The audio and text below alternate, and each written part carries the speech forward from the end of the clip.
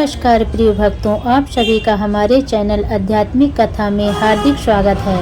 आज के इस पावन वीडियो में हम आपके लिए लेकर आए हैं शनिवार व्रत की पवित्र और फलदायी कथा, जिसका श्रवण और पालन करने से भगवान शनि की कृपा सब भक्तों पर बनी रहती है और सबकी मनोकामनाएं पूर्ण होती हैं और जीवन में सुख शांति समृद्धि आती है। तो आइए श्रद्धा और विश्वास के साथ इस शनिवार व्रत की कथा को सुनते हैं।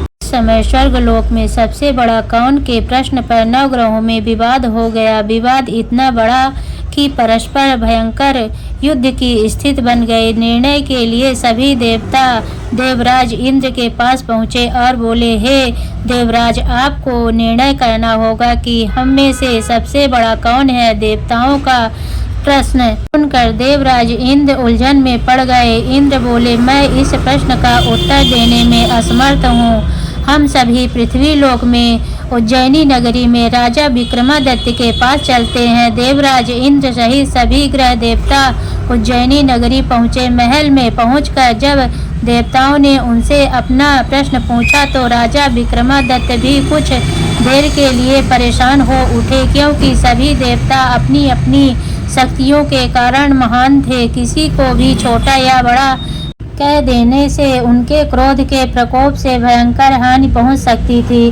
अचानक राजा विक्रमादित्य को एक उपाय सूझा और उन्होंने विभिन्न धातुओं स्वर्ण, रजत, चांदी, कांसा, तांबा, शीशा, रागा, जस्ता, अपरक, अवा, लोहे के 9 आसन बनाए। धातुओं के गुणों के अनुसार सभी आसनों को एक दूसरे के पीछे रखवा कर उन्होंने देवताओं को अपने अपने सिंहासन पर बैठने को कहा।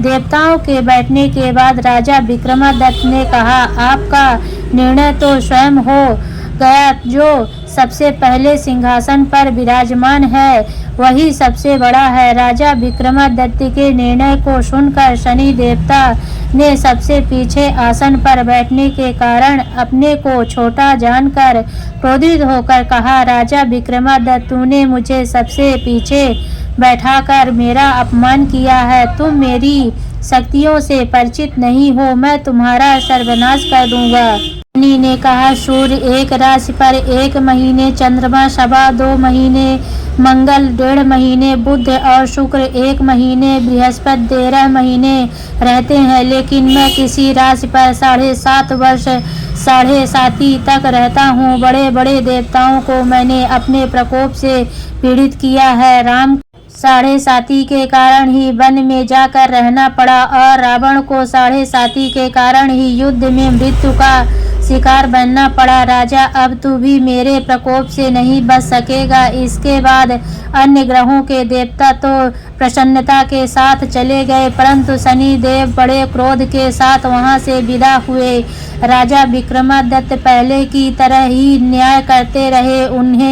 उनके राज्य में सभी स्त्री पुरुष बहुत आनंद से जीवन यापन कर रहे थे। कुछ दिन ऐसे ही बीत गए।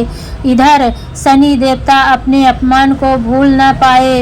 विक्रमादित्य से बदला लेने के लिए एक दिन शनि देव ने घोड़े के व्यापारी का रूप धारण किया और बहुत से घोड़े के साथ उज्जैनी नगरी पहुँचे।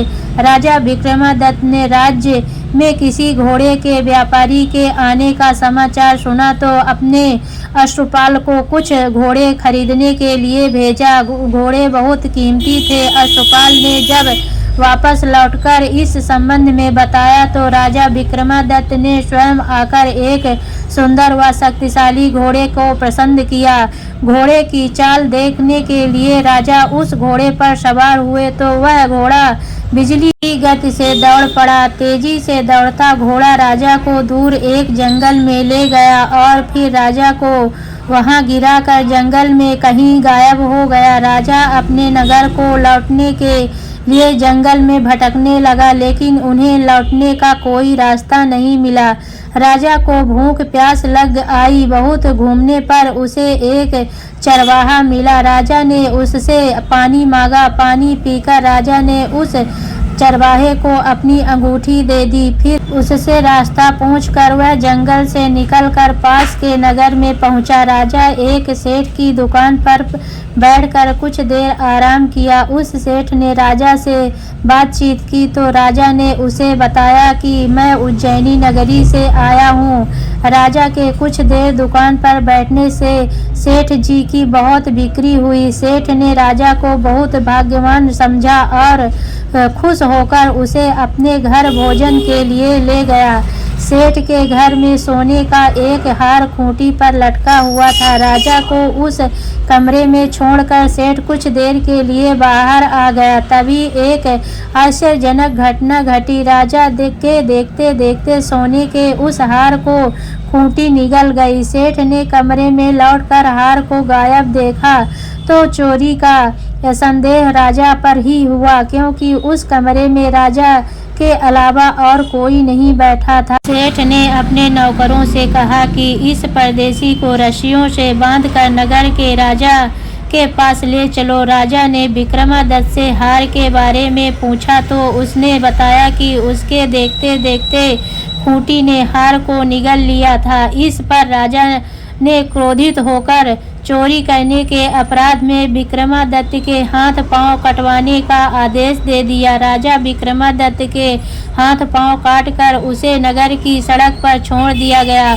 कुछ दिन बाद एक तेली उसे उठाकर अपने घर ले गया और उसे अपने कोल्हू पर बैठा दिया। राजा आवाज देकर बैलों को हाँकता रहा था। इस तरह तेली का बैल चलता रहा और राजा को भोजन मिलता रहा। शनि के प्रकोप की 7.5 पूरी होने पर वर्षा ऋतु प्रारंभ हुई। राजा विक्रमादित्य एक रात मेघ मल्लाह गा रहा था कि तभी नगर के राजा की लड़की राजकुमारी मोहिनी रथ पर सवार उस तेली के घर के पास से गुजरी। उसने मेघ मल्लाह सुना तो उसे बहुत अच्छा लगा और दासी को भेजकर गाने वाले को बुला लाने को कहा। दासी ने लौटकर राजकुमारी को अपंग राजा के बारे में सब कुछ बता दिया। राजकुमारी उसके मेघमल्लाह से बहुत मोहित हुई, अतः उसने सब कुछ जानकर भी अपंग राजा से विवाह करने की निश्चय कर लिया। राजकुमारी ने अपने माता पिता से जब यह बात कही तो वे हैरान रह गए। रानी ने मोहिनी को समझाया, बेटी तेरे भाग्य में तो किसी राजा की रानी होना लिखा है, फिर तू उस अपंग से विवाह करके अपने पांव पर कुल्हाड़ी क्यों मार रही है। राजकुमारी ने अपनी जिद नहीं छोड़ी। अपनी जिद पूरी करने के लिए उसने भोजन करना छोड़ दिया और प्राण त्याग देने का निश्चय किया। आखिर राजा रानी को विवश होकर अपंग विक्रमादित्य से राजकुमारी का विवाह करना पड़ा। विवाह के बाद राजा विक्रमादित्य और राजकुमारी तेली के घर में रहने लगे। उसी रात स्वप्न में शनि देव ने राजा से कहा, राजा तुमने मेरा प्रकोप देख लिया, मैंने तुम्हें अपने अपमान का दंड दिया है। राजा ने शनिदेव से क्षमा करने को कहा और प्रार्थना की, हे शनिदेव आपने जितना दुख मुझे दिया है अन्य किसी को न देना। शनिदेव ने कुछ सोचकर कहा, राजा मैं तुम्हारी प्रार्थना स्वीकार करता हूँ। जो कोई स्त्री पुरुष मेरी पूजा करेगा, शनिवार को व्रत करके मेरी व्रत कथा सुनेगा, उस पर मेरी अनुकंपा बनी रहेगी। प्रातः काल राजा विक्रमादित्य की नींद खुली तो अपने हाथ पांव देखकर राजा को बहुत खुशी हुई। उसने अपने मन ही मन शनिदेव को प्रणाम किया। राजकुमारी भी राजा के हाथ पांव सही सलामत देखकर आश्चर्य में डूब गई। तब राजा विक्रमादित्य ने अपना परिचय देते हुए शनिदेव के प्रकोप की सारी कहानी सुनाई। सेठ को जब इस बात का पता चला तो दौड़ता हुआ तेली के घर पहुंचा और राजा के चरणों में गिरकर क्षमा मांगने लगा। राजा ने उसे क्षमा कर दिया, क्योंकि यह सब तो शनिदेव के प्रकोप के कारण हुआ था। सेठ राजा को अपने घर ले गया और उसे भोजन कराया। भोजन कराते समय वहां एक आश्चर्यजनक घटना घटी।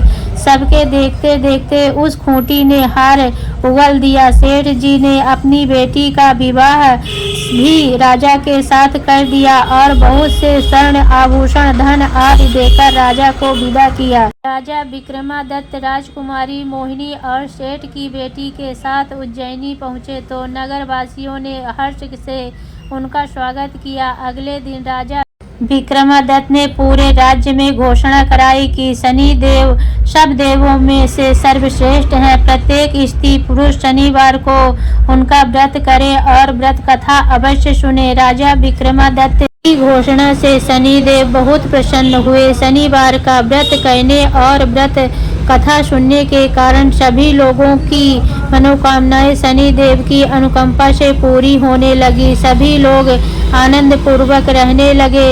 बोले शनिदेव भगवान की जय।